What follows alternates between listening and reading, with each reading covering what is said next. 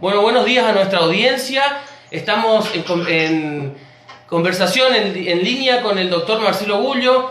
Lo acabamos de nombrar en la radio del pueblo, pero ahora lo vamos a hacer una pequeña reseña breve de qué se trata la persona, el intelectual, el politólogo, que nos está prestando enseñanzas muy importantes en estos tiempos. Es el doctor Marcelo Gullo, que nosotros lo tenemos que conocer como un intelectual argentino, politólogo, doctor en ciencias políticas, magíster en relaciones internacionales, asesor de la vicepresidencia de la Comisión de Relaciones Exteriores de la Cámara de Diputados de la Nación, profesor de la Universidad Nacional de Lanús y de la Escuela Superior de Guerra de Argentina en la Maestría de Estrategia y Geopolítica, un docente realmente de talla no solo nacional sino internacional, que también ha dado y nos va a comentar ahora si continúa dando academias, formándose en las academias de Europa. Nuestro autor habla sobre la concepción del Estado en textos muy importantes como por ejemplo La insubordinación fundante, una breve historia de la construcción del poder de las naciones, La insubordinación y el desarrollo, las claves del éxito y el fracaso de las naciones del año 2012, La historia oculta, la lucha del pueblo argentino por su independencia del Imperio Inglés del año 2013 y Relaciones internacionales, una teoría crítica de la periférica sudamericana del año 2018, entre otros textos, que después cuando hagamos el recorte de nuestros videos para volver a subirlos a Facebook con los arreglos que necesitamos, los vamos a estar publicando con estas imágenes, porque realmente creo que es la teoría, digamos, política que va a dar respuestas a los nuevos reordenamientos internacionales y fundamentalmente nos va a servir a nosotros, los argentinos, para que en este momento empecemos a planificar un proyecto en este momento y de una buena vez por todas empecemos a planificar un proyecto de dignidad desde la soberanía del Estado para nuestro país, para nuestro pueblo, para nuestra gente. Bueno, la verdad que para nosotros es un gustazo enorme. Podemos estar un poco nerviosos porque no siempre tenemos esta chance de hablar con personas con estas eminencias como usted, doctor. Así que les damos la bienvenida a nuestro programa Primero la Patria, por FM El Signo, desde Las Palmas, Chaco, primera luz eléctrica de la patria, cuna de la industria nacional. Bueno, muchísimas gracias a usted y un gran saludo a toda la audiencia del Chaco y de Las Palmas. Un gusto enorme es nuestro, doctor. Estas publicaciones que lo hacemos en directo, nosotros lo vamos a dejar como material de estudio. Yo estuve explicando recién hace un momento cuáles son las preguntas que le hemos mandado, las cuales usted se va a explayar de manera magistral ahora y nos va a dejar estos elementos para nosotros, que nosotros nos vamos a encargar después de no solamente darle una difusión a través de las redes sociales, sino que poder darlo como material de estudio, también como así sus textos, que son, digamos, la parte profunda, de donde se puede comprender en profundidad sus teorías y sus zonas teóricas donde se explica las relaciones políticas internacionales. Muchísimas gracias.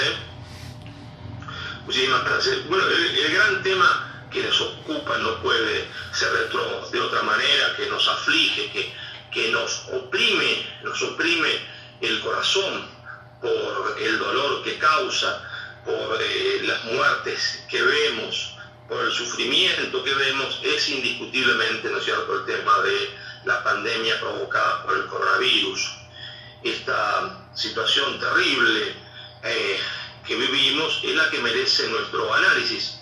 No solo la vivimos en Argentina, no solo la vive el Perú, el Brasil, es evidentemente una situación que viven todos los pueblos del mundo.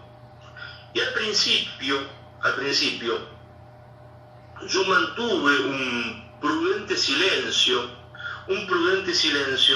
porque realmente cuando uno está en medio de una tormenta, lo que hay en medio de la tormenta son siempre incertidumbres. En medio de una tormenta de grandes vientos, lluvia, uno no puede ubicarse. Uno necesita en algunos momentos desencillar hasta acá, claro, porque si uno comete la tentación, cae en la tentación de hablar en medio de una tormenta, se va de boca, como se decía en el campo, ¿no es cierto? Como se decía en el campo, uno se va de boca y comete errores. Entonces mantuve un prudencial silencio. Las semanas han ido las semanas han ido pasando. Si solo teníamos incertidumbres, ahora que la crisis se ha ido desarrollando como la tormenta cuando se va, no terminando, pero aclarando un poco el cielo, ya tenemos por lo menos, mis queridos amigos del Chaco, algunas certezas. Entonces me gustaría con ustedes, ¿no es cierto?, charlar sobre estas certezas, si a ustedes les parece bien, por supuesto. Por supuesto, doctor, por supuesto. Yo le había comentado un poco a nuestra audiencia que yo le había mandado a usted unas preguntas, digamos, 3 preguntas a las cuales íbamos a estructurar nuestra conversación, digamos, de alguna manera, pero que no sea limitante la estructura, sino que pueda devenir en una conversación fluida y donde se pueda tocar algunos temas, como por ejemplo la cuestión de la pandemia, que es algo sumamente relevante, que yo sé, estuvimos estudiando el video que usted hizo recientemente en una entrevista también en las redes sociales. Lo estuvimos estudiando y bueno, creo que yo no le había mandado una pregunta específica sobre la cuestión de la pandemia, pero que claramente nosotros lo vamos a involucrar en el análisis que usted nos va a hacer y bueno, y que posiblemente también podamos hacer nuevas preguntas digamos. Justamente las teorías, ¿no es cierto?, sirven en tanto y en cuanto sirvan para explicar la realidad y dar respuesta a la realidad. Ustedes saben que mi teoría es la teoría de la insubordinación fundante. ¿Qué dice la teoría de la insubordinación fundante? La teoría de la insubordinación fundante dice que todos los procesos emancipatorios exitosos, que todos los procesos de desarrollo exitosos, todos los procesos de construcción del poder nacional exitoso que conducen a la felicidad del pueblo y a la grandeza de la nación, fueron el resultado de una insubordinación ideológica, es decir, del rechazo al orden ideológico establecido por la estructura hegemónica del poder mundial, más un adecuado impulso estatal. Solo aquellos estados que en un principio eran débiles y periféricos, aunque a nosotros ahora nos parezca que nunca fueron débiles y periféricos, pero fueron, como Estados Unidos y Alemania, o Japón mismo, solo estos estados que rechazaron el orden querido por la estructura hegemónica del poder mundial y aplicaron un adecuado impulso estatal, pudieron realizar una insubordinación fundante. Entonces, la respuesta de cómo salir de esta crisis, ¿no es cierto?, cómo salir de esta crisis está para nuestro pueblo y para todos los pueblos del mundo, en la realización de una insubordinación fundante, es decir, en el rechazo del orden ideológico establecido por la estructura hegemónica del poder mundial, más un adecuado impulso estatal. Ahora bien, ese orden de dominación establecido por la estructura hegemónica del poder mundial es la herramienta principal que tiene para dominar a los pueblos. Los pueblos pueden ser dominados, subordinados, mediante la subordinación militar, mediante la subordinación económica. La subordinación militar es eficiente en el corto plazo, pero ineficiente en el largo plazo porque causa reacción. La subordinación económica es mucho más eficiente que la militar, pero también causa reacción en el mediano plazo porque los pueblos se dan cuenta que están subordinados. La más eficiente de todas las subordinaciones que pueden hacer las grandes potencias y la estructura hegemónica del poder mundial es la subordinación ideológica cultural, que consiste en hacer que los otros piensen lo que la estructura hegemónica necesita sin necesidad, ¿no es cierto?, de imponerle nada, es decir, a través de la colonización pedagógica, a través de la subordinación cultural. Ahora, claro, la estructura hegemónica del poder mundial va cambiando la ideología de subordinación, porque los pueblos van descubriéndola, y a medida que los pueblos descubren una ideología de subordinación, ellos crean otra.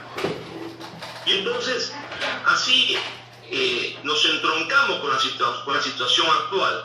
Porque decía yo, si al comienzo de la crisis teníamos solos incertidumbres, ahora tenemos certezas. ¿Por qué tenemos certezas? Porque tenemos certeza y tenemos algunas certezas. La primera certeza que tenemos es que, al contrario de lo que ha creído siempre el realismo político, El gran actor de las relaciones internacionales es hoy la oligarquía financiera internacional, es decir, el capital financiero internacional.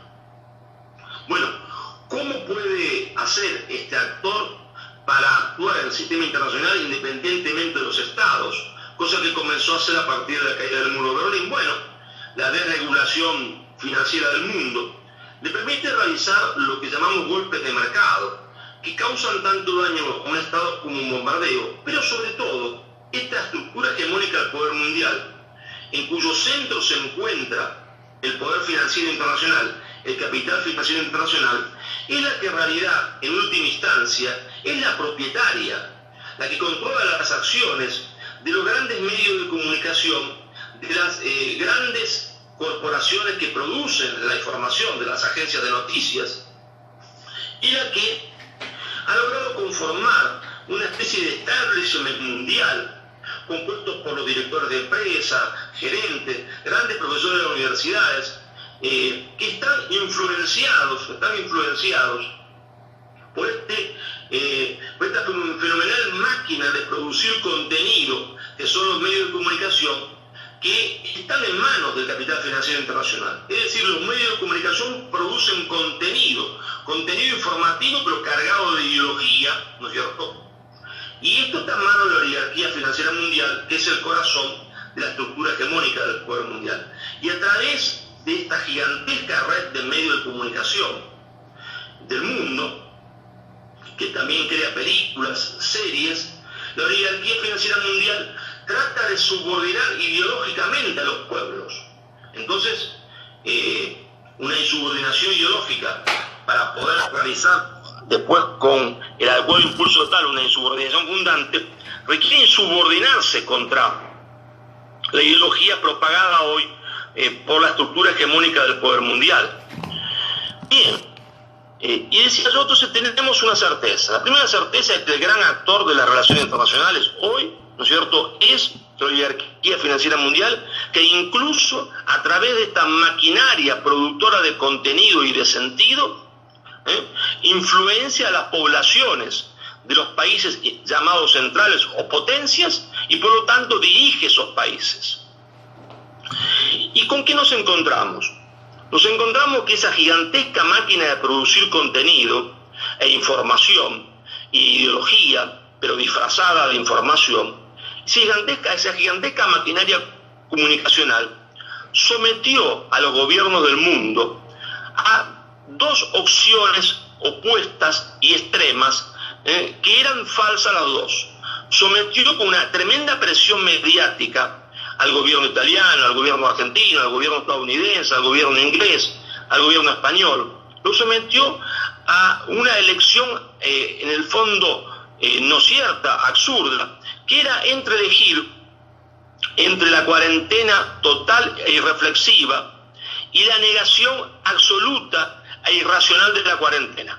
Es decir, ese mecanismo fenomenal de ese conjunto de productores de noticias y productores de contenido y difusores de contenido y de noticias, planteó la alternativa cuarentena total o negación absoluta de la cuarentena, no dejando ver que en el medio estaba el justo medio, que había una tercera opción que era el justo medio. Y entonces esta gigantesca masa de contenidos, esta gigantesca masa de información, influenciando a los pueblos y a los gobiernos, empujó a los gobiernos del mundo hacia la cuarentena total y reflexiva. Y comenzó una nueva etapa de la subordinación ideológica cultural. Claro, el instrumento de esta nueva opción ideológica que presionó a los gobiernos, hay que decirlo con todas las letras, se llamó también la OMC, la Organización Mundial de la Salud, que se ha convertido en un nuevo ministerio de colonias de la estructura hegemónica del poder mundial. La mayoría de la población mundial, la mayoría de nuestro país, sin información, sin análisis, dice, pero ¿cómo es posible que una organización creada para beneficio de los pueblos como la Organización Mundial de la Salud, se haya convertido en un instrumento macabro de la estructura hegemónica del poder mundial para empujar a los gobiernos hacia la postura de una cuarentena total e irreflexiva que provoca la hambruna de los pueblos. ¿Cómo es posible esto?, se pregunta el pueblo común cuando yo supongo estas cosas. Bueno, habría que empezar por ver los antecedentes de esta Organización Mundial de la Salud para ver que no era un núcleo de santos. Dentro de esos antecedentes tenemos que en la década del 60 la Organización Mundial de la Salud predicó en el mundo, expandió por el mundo, casi obligó a las mujeres del mundo a no amamantar, porque empezó a sostener que amamantar a los bebés, que las mamás amamantaran a sus hijos, eran las causas principales de transmisión de enfermedades. Una barbaridad absoluta. Pero curiosamente, después que la OMS hizo una campaña gigantesca en el mundo para que las mujeres dejasen de amamantar a sus niños, muy rápidamente, casi al instante mismo, ¿no?, la compañía Nestlé, la multinacional Nestlé, sacaba en el mundo su gran publicidad para dar a conocer que tenía un producto mágico, la leche en polvo para niños. Es decir, que ahí vemos el primer antecedente nefasto de esta organización, que estaba al servicio de intereses económicos y que no estaba ni al servicio de los pueblos, ni estaba al servicio de la ciencia.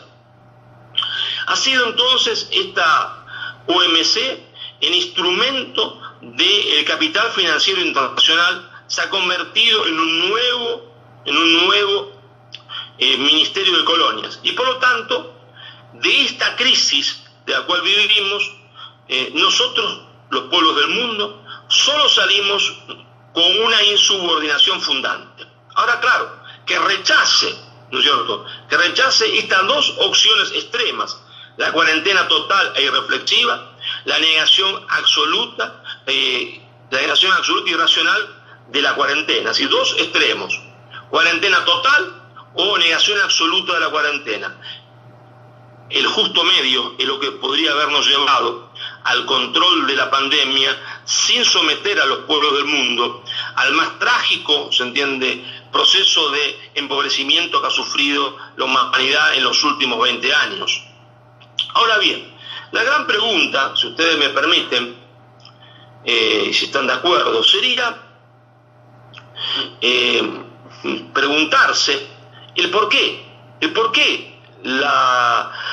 el capital financiero internacional ha empujado a los gobiernos como el gobierno de Italia, como el gobierno de España, como el gobierno de Argentina, y a casi todos los gobiernos del mundo, el gobierno peruano, los ha empujado, ¿no es cierto?, a la opción de la cuarentena total e irreflexiva, mientras que le planteaba que esa era la única opción en contra de la opción, la otra opción que era la negación absoluta e irracional de dicha cuarentena. Así los ponían ante una encrucijada, ante una bifurcación de caminos, y los dos caminos conducían a la catástrofe. ¿Por qué?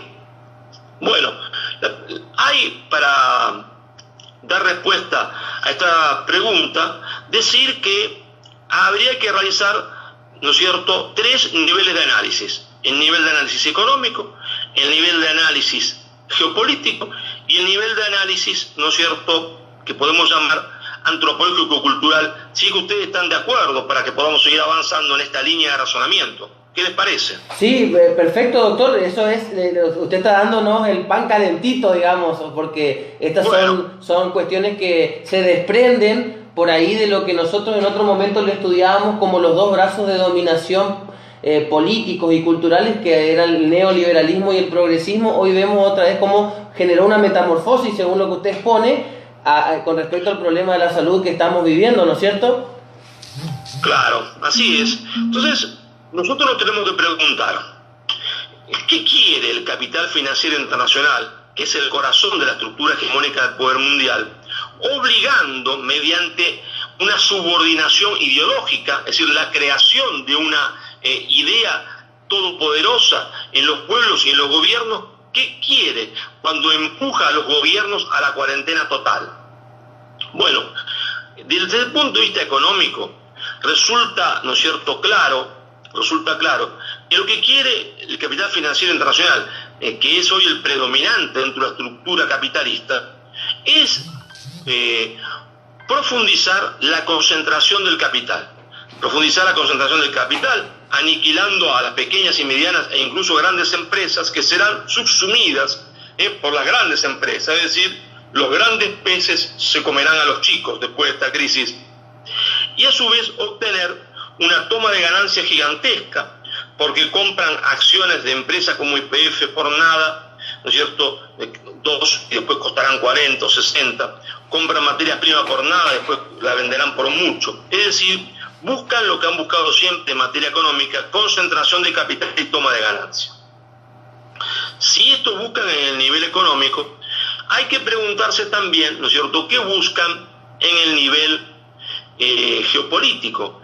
En el nivel geopolítico, lo que el capital financiero internacional, lo que la estructura hegemónica del poder mundial, este establishment mundial, ¿no es cierto?, conformado por entre 100 y 200 millones de personas, que son los que integran los grandes medios masivos de comunicación, los profesores que para poder progresar en su carrera se portan bien y siguen la línea de orientación que marcan los grandes medios de comunicación, los directores de empresas, los gerentes.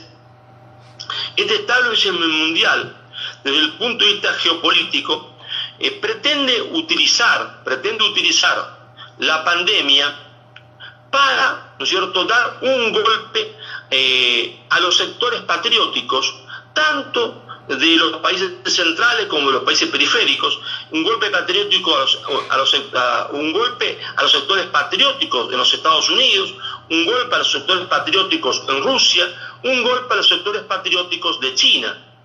Y recalco el de China, porque aunque China ha sido el mayor aliado del capital financiero internacional en estos últimos 20 años, el capital financiero internacional, cuando uno hace una alianza con él, es como hacer una alianza con el diablo, siempre quiere más.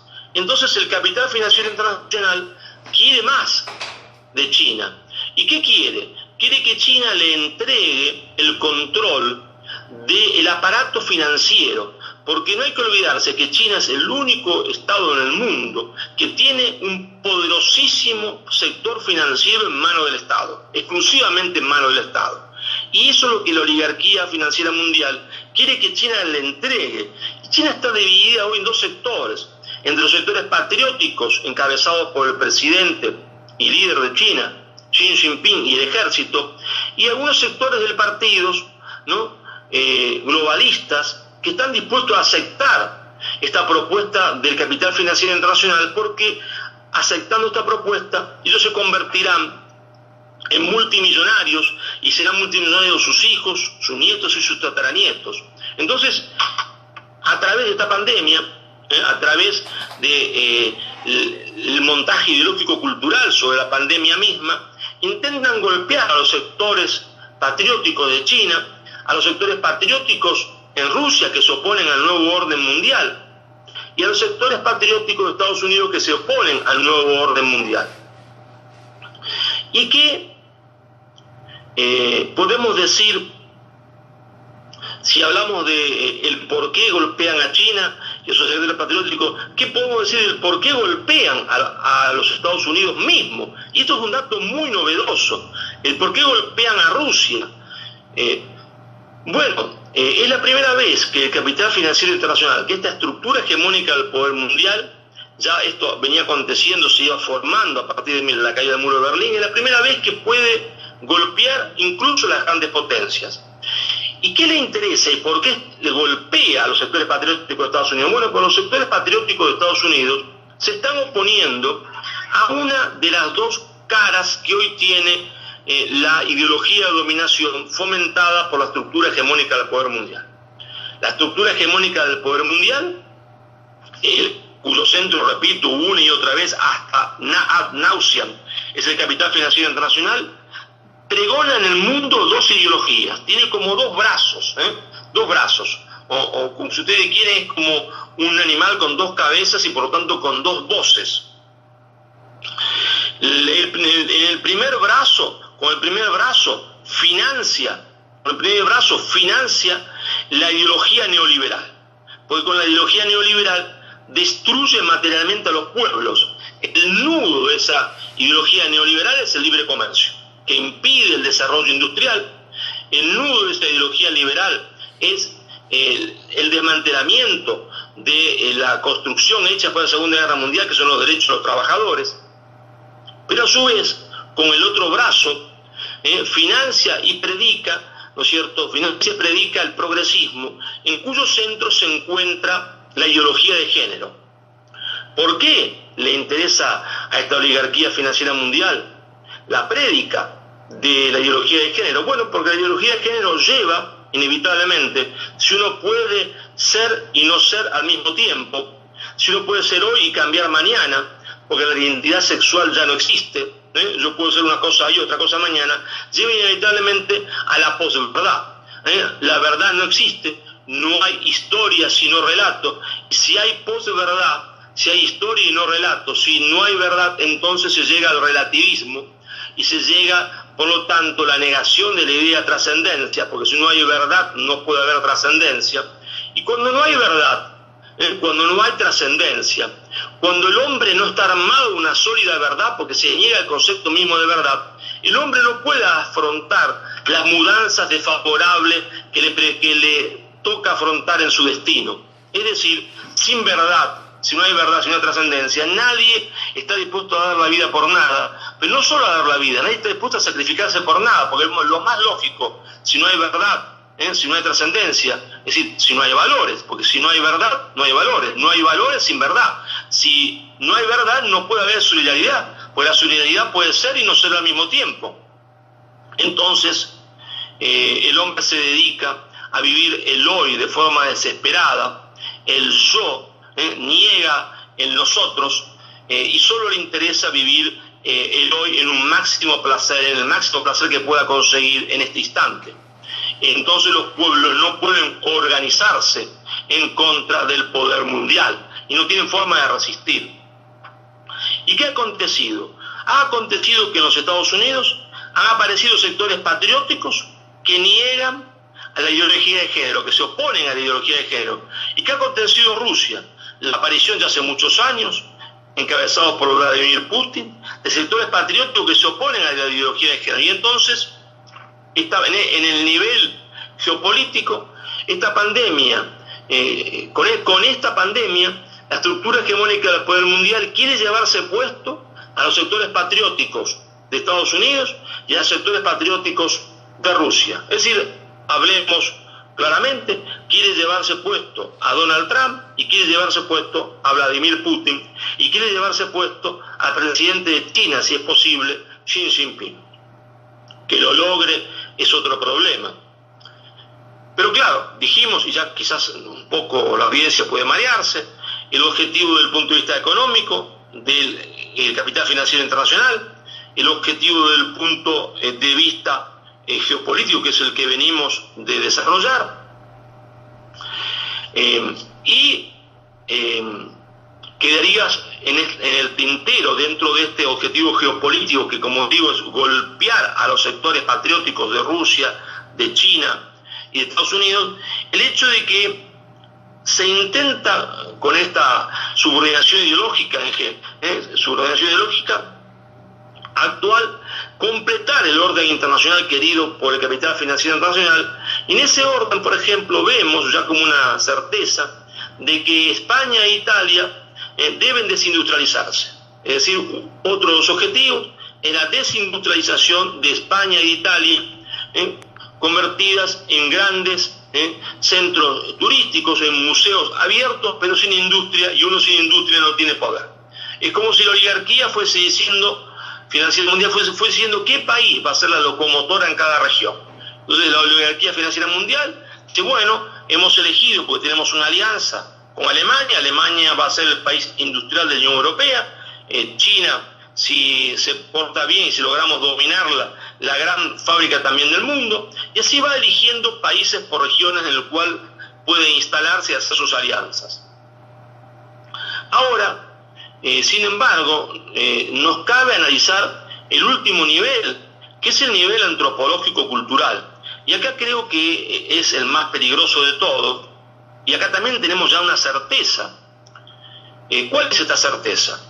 La certeza es que a través de empujar a los gobiernos del mundo a la cuarentena total e irreflexiva, que como repito es una ideología de subordinación porque es un falso camino tan falso como la negación absoluta e irracional de la cuarentena. Si los dos caminos eran falsos, la cuarentena total e irreflexiva y la negación absoluta e irracional de la cuarentena, los dos caminos son falsos, pero empujando a la oligarquía mundial, a los gobiernos del mundo, hacia la falsa opción de la cuarentena total y irreflexiva, este capital financiero internacional, esta estructura hegemónica del poder mundial, quiere lograr la destrucción de la familia tradicional.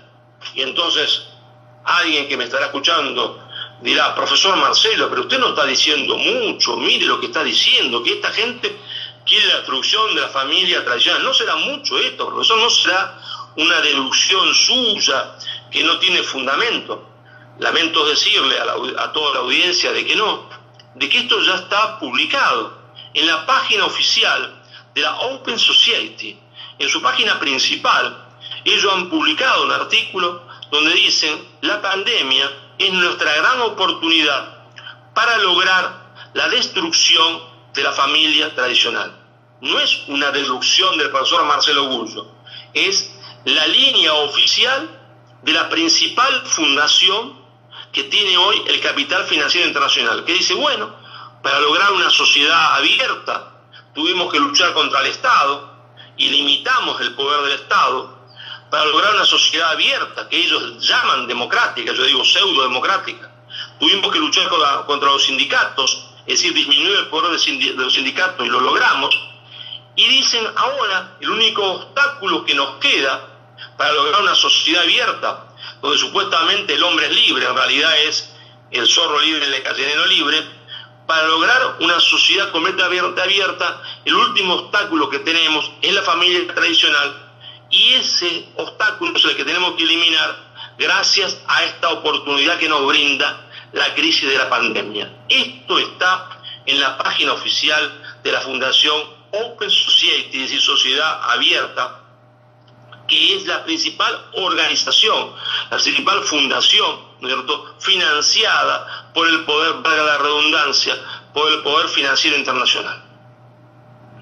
Entonces, si nosotros teníamos en claro, ¿no es cierto?, que el capital financiero internacional tenía estos dos brazos, por un lado el brazo neoliberal y por otro lado el brazo progresista, ahora vemos cómo rearticula, siempre manteniendo todos los brazos, en cada circunstancia su forma de acción, y cómo no sabemos si creó o no la pandemia, y no estamos diciendo esto, pero sí sabemos y tenemos una certeza, que no importa si la pandemia fue creada artificialmente o fue un hecho fortuito, sino que lo que importa es que el capital financiero internacional, que es el gran actor de las relaciones internacionales, ha decidido pescar en río revuelto para obtener estos tres objetivos que yo he detallado, tanto en el orden económico, tanto en el orden geopolítico, tanto en el orden antropológico-cultural.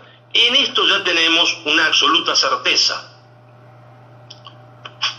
Doctor, impecable. Sí. Yo le voy a hacer un corte del video ahora y continuamos en el segundo bloque con la otra pregunta. Impecable.